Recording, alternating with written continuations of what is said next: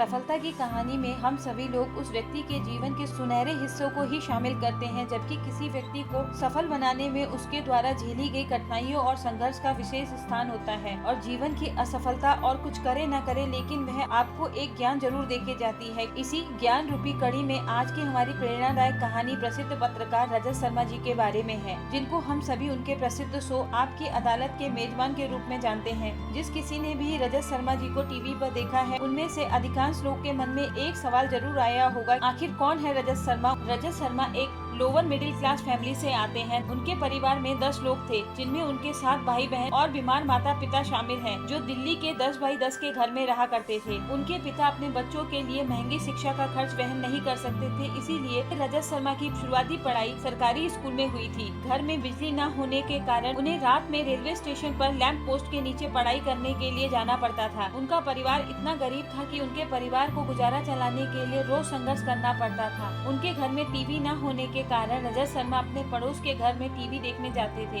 यह उस समय की बात है जब सप्ताह में एक ही फिल्म प्रसारित की जाती थी, जिसका पहला भाग शनिवार को और दूसरा भाग रविवार को आता था। ऐसे ही एक रविवार को रजत शर्मा को देखकर उनके पड़ोसी ने अपने दरवाजे बंद कर लिए और उसे फिल्म देखने की अनुमति नहीं दी। इस घटना से वह अत्यंत दुखी हुए कि ऐसा कोई कैसे कर सकता है, और उनकी आंखों में आंसू आ गए। जब उन्होंने यह घटना अपने पिता को बताई तो उनके पिता ने उन्हें एक ऐसा जवाब दिया जिससे उनकी पूरी उम्र बदल गई। क्या था वह जवाब, आइए जानते हैं। उनके पिता ने कहा कि किसी दूसरे व्यक्ति को स्क्रीन पर देखने के लिए आपको किसी दूसरे व्यक्ति के घर पर क्यों जाना चाहिए। जीवन में कुछ बड़ा करो ताकि एक दिन आप टीवी स्क्रीन पर हो और लोग आपको देखने के लिए आए। पिता के इन शब्दों ने उनके जीवन पर इतना प्रभाव डाला कि उन्होंने प्रण कर लिया कि एक दिन अपने पिता की कही भी बात को वह सच करके दिखाएंगे, चाहे उसके लिए उन्हें कितनी ही मेहनत क्यों न करनी पड़े। अपने पिता को प्राउड फील कराने के लिए उन्होंने कड़ी मेहनत से पढ़ाई की और Shri Ram college of commerce Delhi में प्रवेश लिया। कॉलेज की फीस भरने के लिए उनके परिवार को छोटी से छोटी रकम भी बचानी पड़ती थी, चाहे वो 2 रुपए या 5 रुपए के नोट हो। रजत शर्मा अपने एक इंटरव्यू में बताते हुए कहते हैं कि जब वह अपनी फीस जमा करने के लिए लाइन में लगे थे तो अकाउंटेंट ने फीस में 5 रुपए कम होने पर उन्हें बहुत डांट लगाई थी। यह उनके लिए बड़ा अपमानजनक क्षण था। उनके कॉलेज के वरिष्ठ श्री अरुण जेटली, जो बाद में उनके जीवन में प्रेरणा बने, ने उनकी फीस में मदद की थी। पढ़ाई पूरी करने के बाद साल 1952 में एक उड़ान के दौरान उनकी मुलाकात जी टीवी के सुभाष चंद्रा जी से हुई और इस